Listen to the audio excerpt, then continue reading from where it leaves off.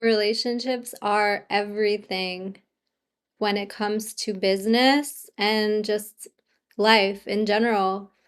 I mean, the reason I am where I am today is because of the relationships that I've built over a really, really long time. And some of those could be even recent people that I've connected with. But it's all about building with the right team and people that are aligned with your vision and goals.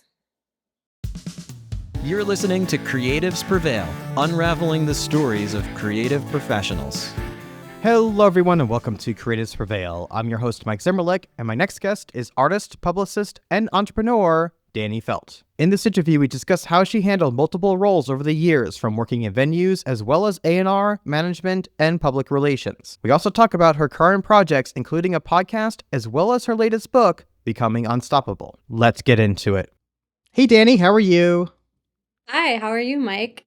I'm doing fantastic. Thank you so much for being on this show. I wanted to mention before we get started on how much I appreciate you, because you reached out to us and we had on actually probably the last episode from this, if I remember correctly, from this recording, was Ian and Danielle from Orphan Prodigy, and that was through you. So I want to thank you so much for asking to be on the show. But also on top of that too, as I was diving deeper into your own background, I saw that you would be an amazing guest to have on this podcast, because you've done so many things over the years on both sides of the coin, and I think you just have probably a lot of good insight, if you will, to how the music industry works, but also just for creatives in general. So first of all, I just want to say thank you for that.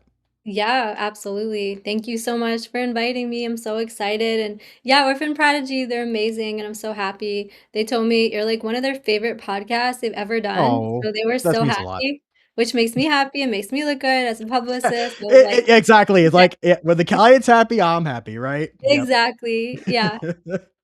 So I want to start off with asking you this question, because in the business that we're in, especially, but in general, the importance of relationships. And I know that's a very broad topic, but I want to ask you, what does that mean to you, the importance of relationships? Relationships are everything when it comes to business and just life in general. I mean, the reason I am where I am today is because of the relationships that I've built over a really, really long time. And some of those could be even recent people that I've connected with. But it's all about building with the right team and people that are aligned with your vision and goals. And I know from experience that building a team is quite challenging. And I did want to start off with some context into yourself, because you right now, of course, you mentioned being publicist and so forth, and have done a lot in the music industry, especially when it comes to the representation or working with artists. But you are also an artist yourself, and I want to make sure that's mentioned in the forefront, that you, because I know sometimes people, like for myself, I mean, I'm a musician, I'll put that in very broad quotes here, right? But I most of my work has always been at representing artists or working with artists directly, right? Mhm. Where you though have the perspective on both sides, where you are also, in addition to helping and representing artists, you are an artist yourself. Yeah, yeah. Yeah, it's been a long time. I've been doing music since I was 13 in studios. I've technically been singing since I was born, like singing nursery rhymes and stuff, at 2 years old. But as far as like pursuing it more, like going to studios at 13 years old. So yeah, I definitely have the experience on the artist side as well, for sure. Amazing. So did you know that you wanted to be in the music industry, like even at 13 years old, saying this is what I want to do? Or was it more of a, this is a hobby, and it just kind of, and then it led into something? Yeah, so originally I just wanted to be an artist, and then I started a compilation album to raise money for the Linda Creed Breast Cancer Foundation in college, and I realized how incredibly rewarding it is to be able to put people together to do something with music. Like I had to find the artists and put together the songs and then raise the money and Linda Creed, she passed away from breast cancer, but she wrote the song The Greatest Love of All and worked with the stylistics, and she was my dad's second cousin, so it meant a lot. And that's kind of how I really started to get onto the business side, was realizing like, oh my God, I can make such a difference with music and I'm really good at bringing people together. So, maybe I shouldn't just focus as an artist, but also the project management side. And so, how did you get started in that? Did you just go, okay, I'm going to find an internship. I'm just going to Yeah, read some yeah, yeah. books. So actually, this compilation album was created because I was part of this organization in college called MISA, MEISA, and they were asking about ideas to raise money or ideas to create things, and I told them I want to do this like compilation album, like I came up with it as an idea, and then I kept asking them like over and over, like when are we gonna do this? And they basically said like you just go run with it. Like, we don't have time to work with you on this, but if you want to go do it, go for it. And that was like one of the first projects I feel like I really practiced like leadership skills. That was like in college. And it was so fun and rewarding. Like it just felt so good to know I'm making an impact. And I've done like several projects like that. Like I've raised money for several different organizations and did like events to raise money and digital compilation albums. And it feels good to be able to make an impact with music and being able to use the skills of relationship building and bringing people together to make an impact. That's truly incredible. So, after the album, Hmm. what what was next then? Was it, Yeah, yeah, would you go next after that? You realize that this is something that you really enjoy doing and that you feel passionate yeah, about. So, yeah, where yeah, did you go yeah. next? So then I found an internship in London at a music PR company, and I was really bad at it. Like, but they didn't give me much directions. They just kind of wanted you to know what you're doing, and I have ADHD, so for me, like I'm a very smart person, but if you don't give me specific directions, it can be challenging. And so like they just kind of just like, okay, like just do whatever, like just do the thing. And they didn't really explain things to me and they ended up firing me. And I felt Oh. awful about myself. Like I was like, oh my God, I shouldn't work for other people, blah, blah, blah. But then I got back to the States that summer, and my friend, like my friend I saw had like this blog, and I just was like, I should have my own blog.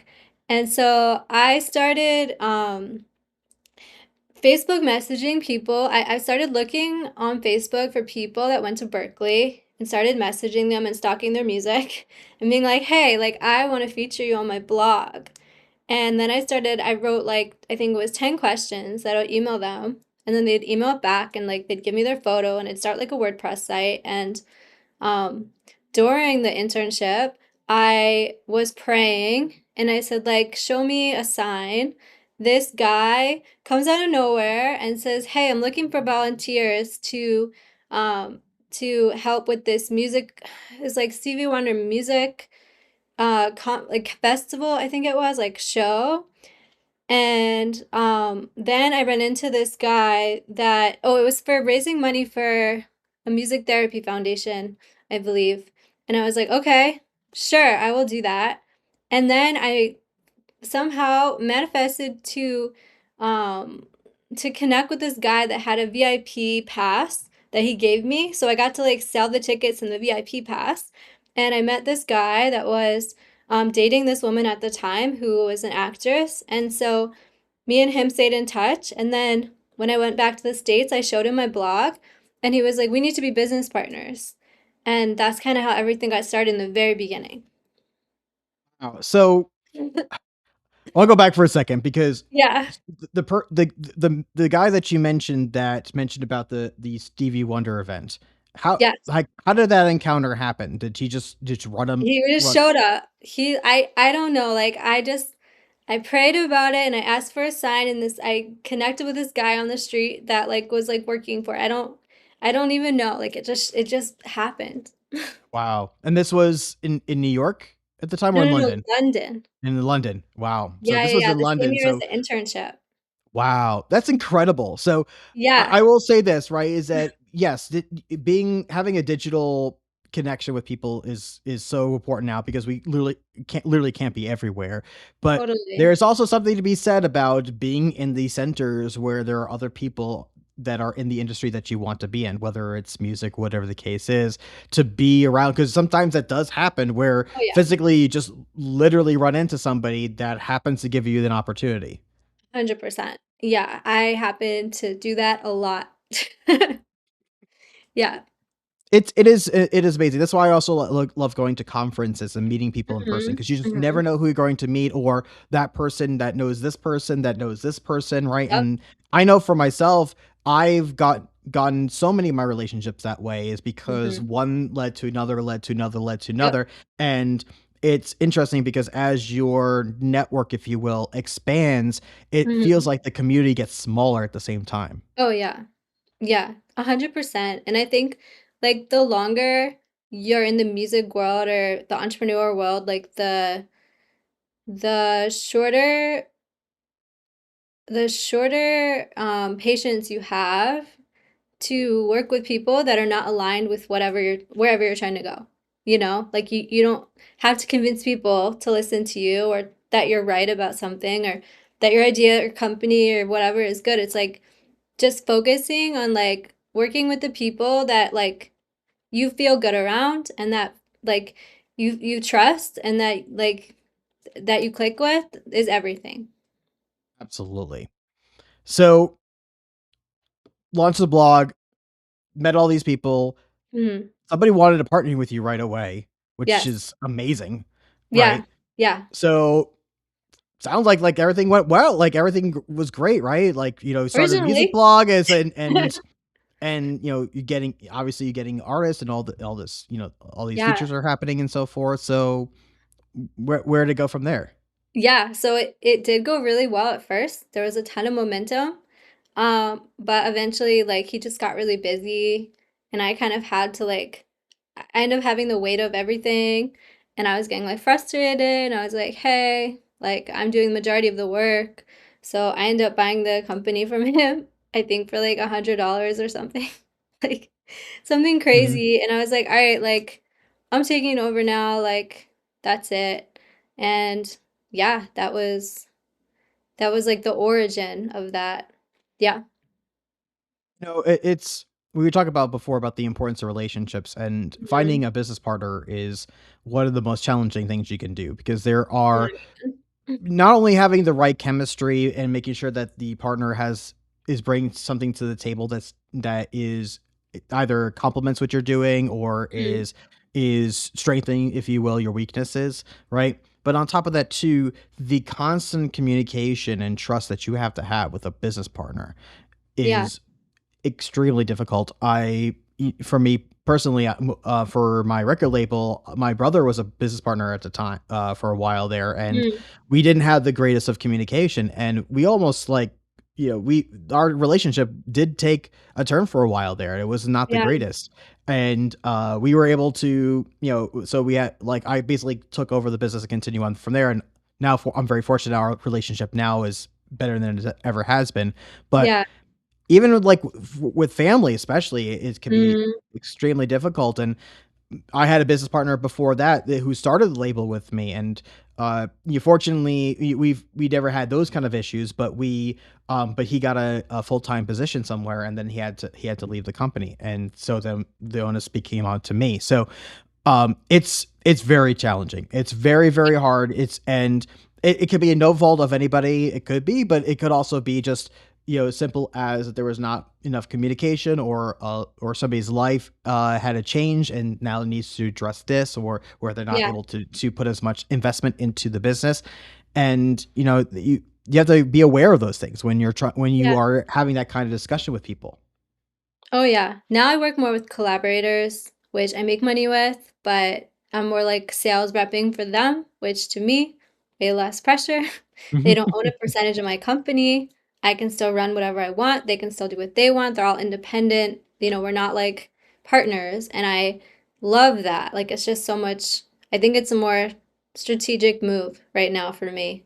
so I don't have to like, worry about giving people percentages. And actually, I do one business partner for my TV show. That's true, but that's like a very specific thing. That's nothing to do with my music company or any of those services. So it's like totally separate, and that's a really good relationship. So there are good business partners out there, but yeah, it's tough. Stuff. And I've it's interesting that you mentioned that because I have seen that happening quite more often. I know even for myself, a lot of the relationships that I have are more on a collaborative level where again, as you Hmm. mentioned, where somebody has their own thing that they're doing, I have my own Hmm. thing that I'm doing, but we Hmm. will collaborate for a common reason and then we would work Hmm. out what that arrangement is, but we have our own businesses. It's not like Totally. an official business partnership in that particular way. It's just we're collaborating on this these specific areas. Yeah, I just think it's a better way to go. But there are people that are amazing business partnerships. It's just like finding the right person. But for me, I've worked with so many different business partners that I'm just like burnt out from business partners. And I am good just being my own, except my business partner for my show. I am good just having my own business and running things myself. So after the music blog, you also did end up working on a number of different companies. You Yes.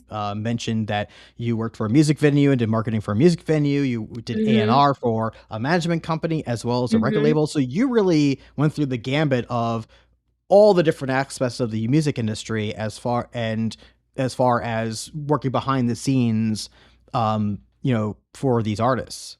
Also working for a music production company out of New York. Wow.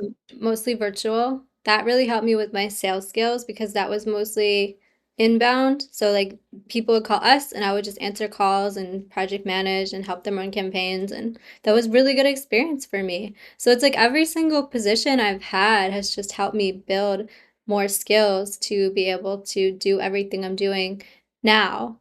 I was originally like helping find clients for a publicist, and I just was like, I'm finding so many leads. Why don't I just do this myself? You know?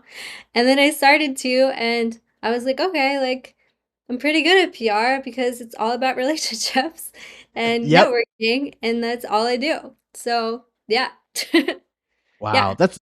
That's incredible. And so it's almost like comes full circle, right? So now, Yeah. becoming a publicist and Yeah. um so I'm just kind of I'm just kind of curious because you did all these different types of things. Are you still doing music on the you still doing music as well while you're doing all these different endeavors?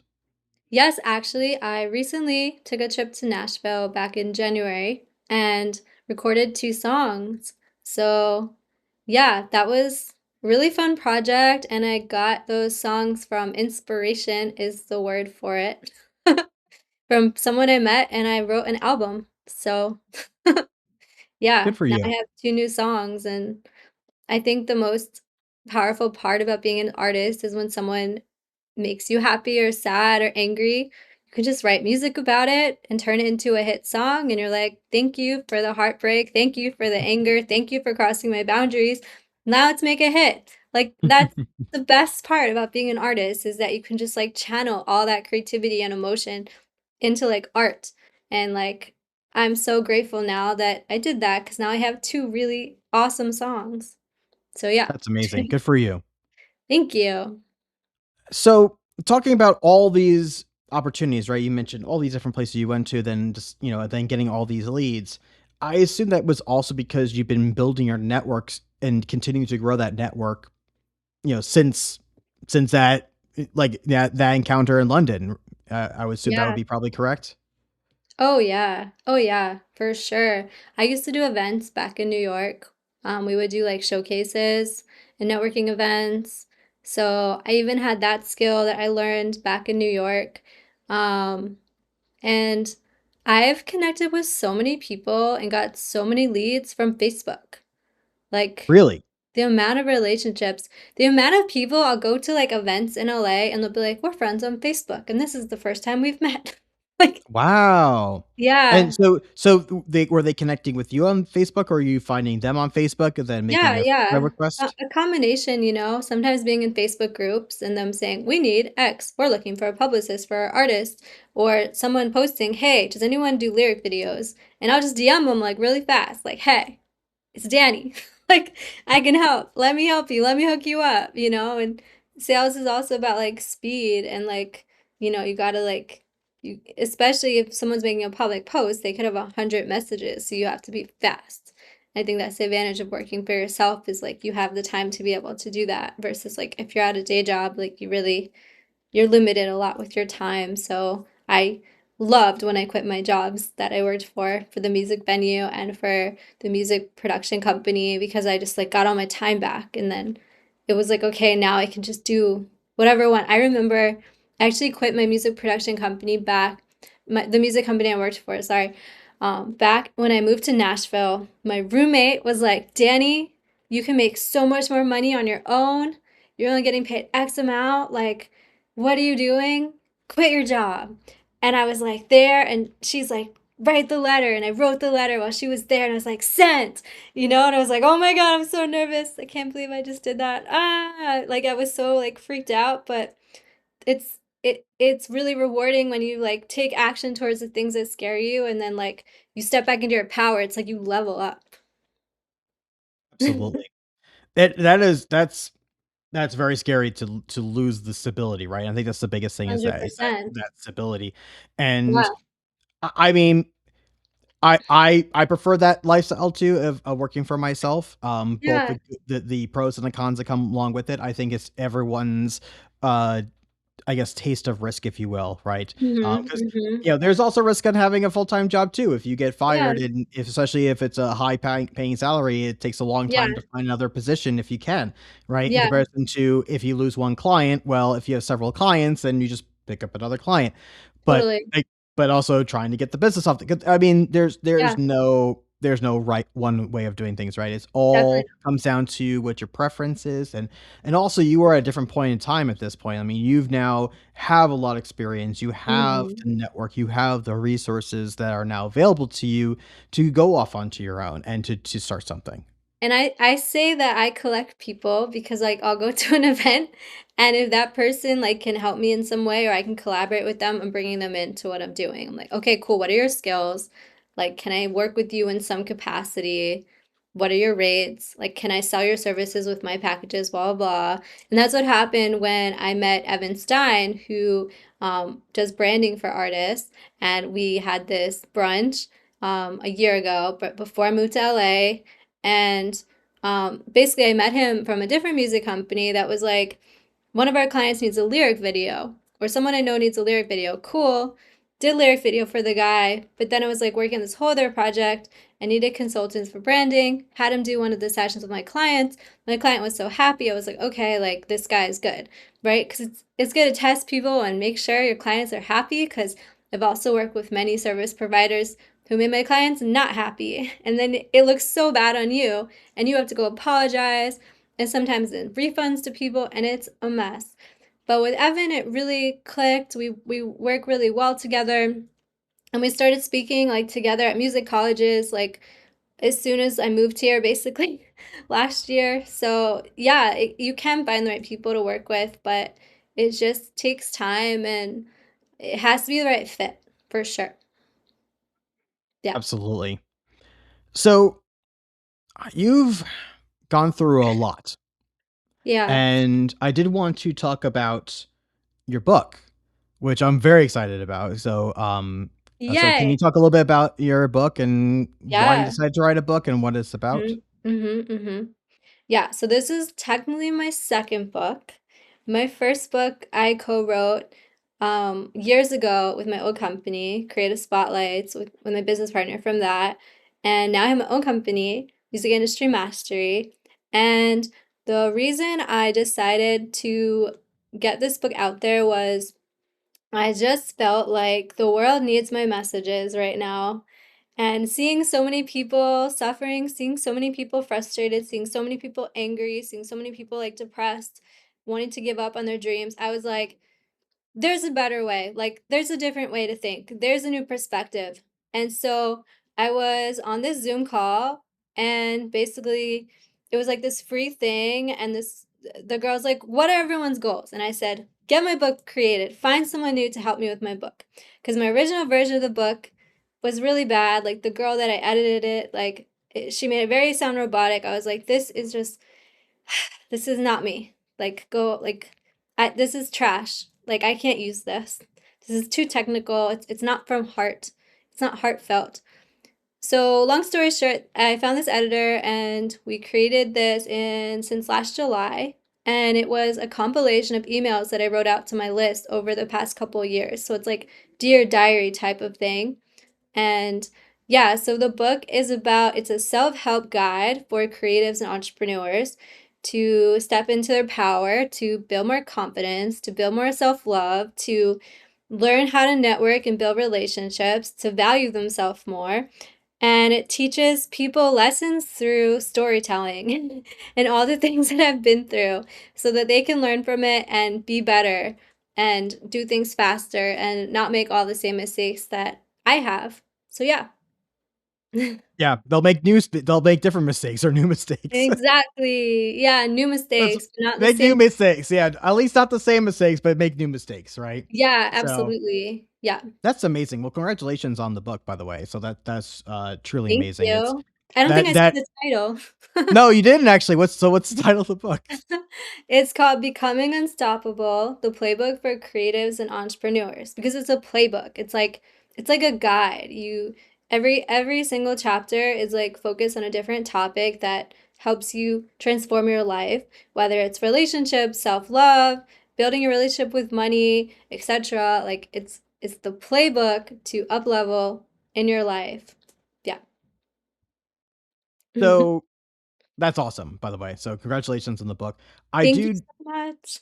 and you also launched like you're doing so many things. You launched a podcast too. Was that to supplement the book or was it for its own thing? Yeah. So I created the Dani Felt podcast in Nashville, but then I like stopped it.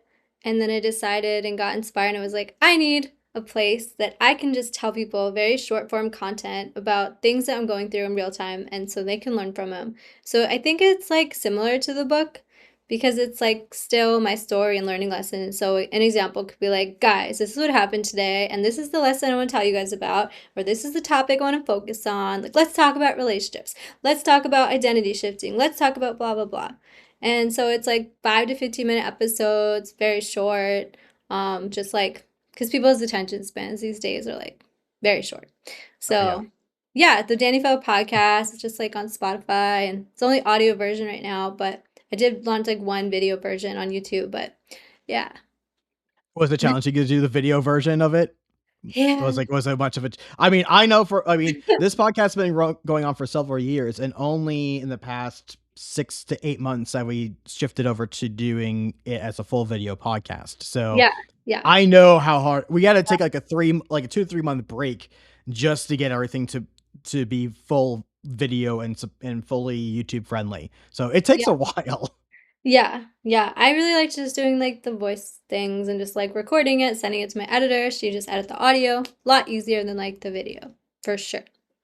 It is. And I do find that video has been increasing the audience, which is what that Mhm. we've been looking for Mhm. is for audience growth. Yeah. And so because there are so many people that do actually want to watch the video, but or at least have it in the background. I did want to make it as an option, but it is considerably more work. We had to do a lot of formatting changes and it was actually quite amazing to when we actually like start diving into okay what we're going to do and how we're going to change things but and also to how we're going to cater to a YouTube audience and like having like a hook in front and all these different kinds of things that went into the production of it. So yeah, A it's lot. definitely not easy, but at the same token, and I think there's both ways, right? I like you said, audio only. You can do it very quick. You can make it raw if you want to, and get it out the door. You Yes. could theoretically do that with video, but you should have like at least for my sake, like have a little bit more polish to it, if you will. Yeah. People are very critical.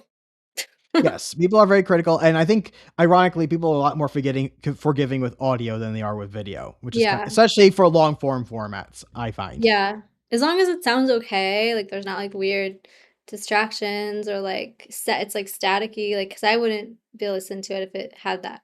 Yeah. Yeah, exactly. So, well, that's exciting. So, Yes. podcasts and you just launched your book. I mean, Yes. it seems like you're juggling like 10 billion projects all at the same time, which Only is 10 amazing. billion. Yeah, only 10 billion, right? Yeah, that's So it. I do want to talk about that though, because balancing that number of projects is very difficult to do. Yeah. So, and you even mentioned before that you had some other things that you were working on as well. So, Uh-huh. how do you keep that all balanced in your life? Um, I think it has to do with like timing, like different times I'm working on different things. Like majority of my time I'm focused on right now promoting my book and getting new clients. Those are like the two, that's it.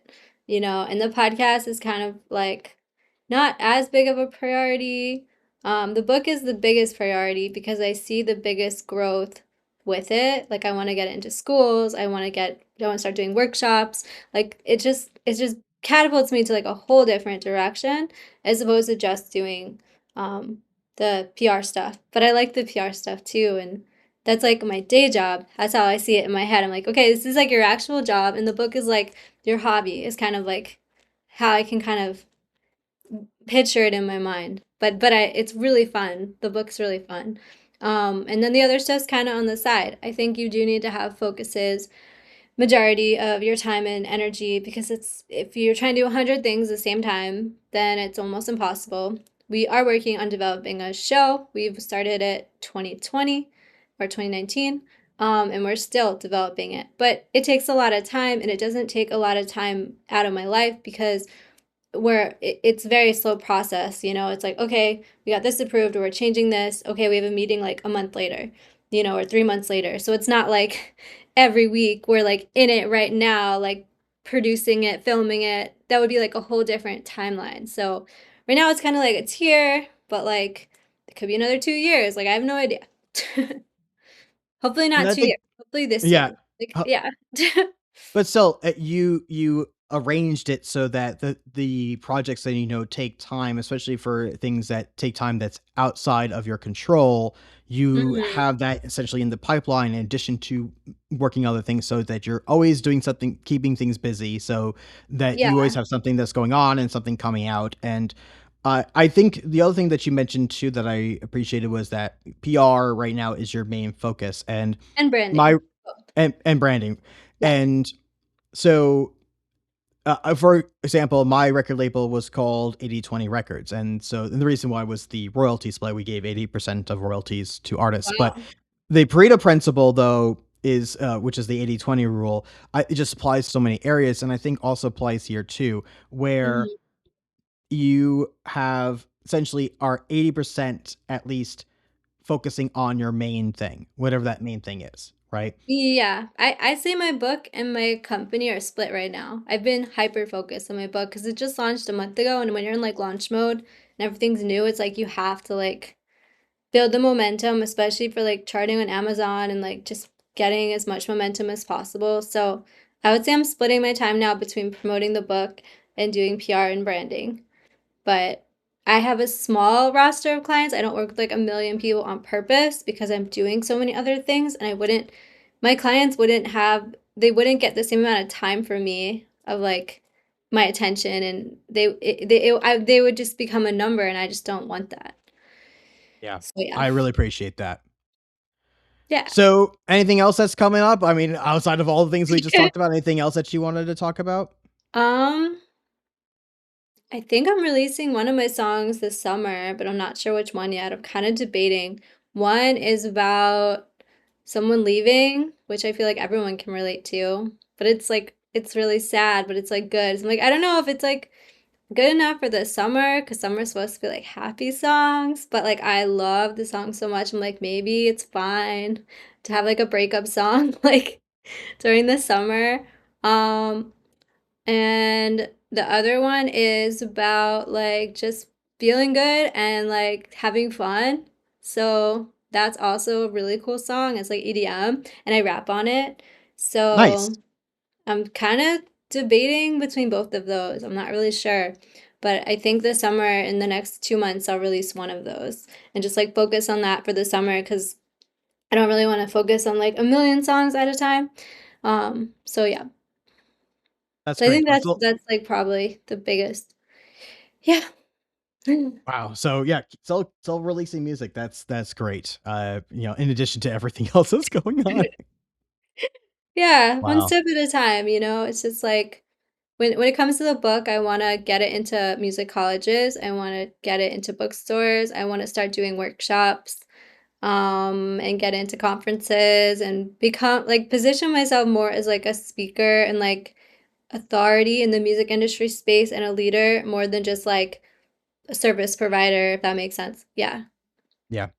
I agree. I feel the same way. Oh The yeah. podcast and everything else. Like I'd rather be a position as a leader, but Yeah. also happens to also provide services. So Yes. I Yes. I feel like because again I hope that others can not only learn from prior experiences, but also be inspired them as well.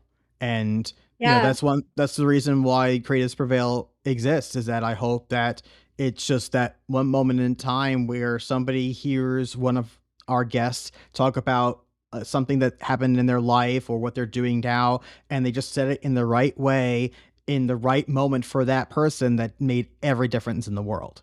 Yeah. That's why And this it will. podcast exists. It will. It Thank you. does. It will and it I does. appreciate that. Yeah, absolutely. Like podcasts make a difference. People really tune into stuff and like you never know like what message will resonate with someone. When we were speaking at a music school last year, this one student emailed us and was like, hey, like I don't want to quit my music business. Like I don't want to like quit my college degree anymore because of what you guys said. You guys helped me see in a different perspective and now I feel inspired to not quit. So it's like you never know like who you'll impact with anything that you put out there, which is why it's so important to be aware of the messages you are saying because people pay attention.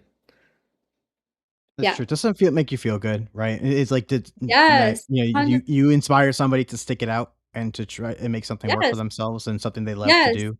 And other people like texting me about the book. Danny, oh my God, I loved this book so much. This is so cool. And I one guy I just talked to the other day is like, I want to like get my book out there. I'm on chapter 3 of your book, and I want to get my book out there, and I want to work on this, and I'm gonna work on a plan. And I'm gonna figure out how to get the funds. Blah blah blah blah. And I was like, that's so amazing. It's like what I want it to do is like inspire people to take action and get out of their own way. Yeah. So, so you can get out our own way. We can start wrapping things up here. So, I did want to ask you a couple fun questions that I always ask all my guests. I'm So, ready. the first question: what was the very first concert you ever went to? I think Christina Aguilera. Nice, that's a good one. I think it was like Christina Aguilera and Britney Spears. It was like outside. Like we were on the hill. Like I remember being like on the hill and the stage was like all the way in the front. So we're like in the very back. It was a big venue. Yeah. Wow, that's a good one. Christina Aguilera and Britney Spears. That's amazing. Yeah, I think it was both of them. It was so long ago. Oh my God. Do you have a current artist that you're listening to that you're really liking right now? I really like Sabrina Carpenter. Yeah. I really like Sabrina Carpenter. Who else do I like? I don't know. I like a lot of like female pop artists, but Sabrina is the first person that pops in my head. So we'll go with her. Did you catch any of her set at Coachella No. online? I'm Yeah, a big I saw fan. bits and pieces and things like that. I didn't get the chance to see the full thing though. That's cool. I did not. Did not. All right, last question for you. If Yes. you were only able to give one piece of advice, what would that one piece of advice be? Tune out the people that tell you that you can't do it unless they're in the position that you want to be at. Their advice is biased and only the perspective of how they grew up and how they believe in things and their own view.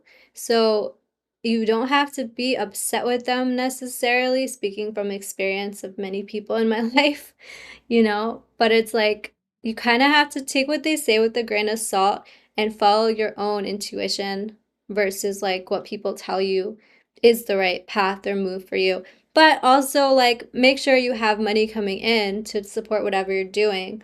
Because if you're like, I just want to do music full time and you're not making any money doing music and you're just like stressed out to the core and your nervous system is like stressed, then that's not going to help you attract money because you're going to be in this like really low frequency.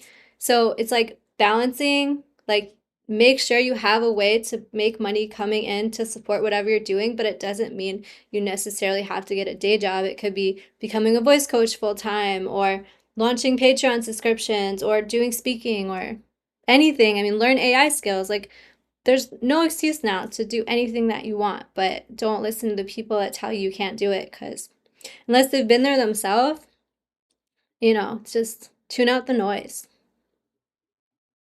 Tune out the noise. I think that sums up the whole thing, right? Tune out the Yep, noise. I might tune out actually the make noise. that. I might actually make that the title of this episode. In fact, so, I but love that. yeah, Do that's a it. great one. That's a great one. Well, thank you, Danny, so much for being on the show. I really do appreciate it. And then also, again, thank you so much for all your support and sending not only sending guests our way and so forth, but you also help promote the show too, and that means the world to me. So thank you so much. I Yeah, really do appreciate it. absolutely. Thank you so much. Thank you so much for supporting my artists, like and inviting me and being part of the music ecosystem and supporting independent artists. Like we need that. Oh, thank you. That means a lot. Yeah, absolutely. Yes.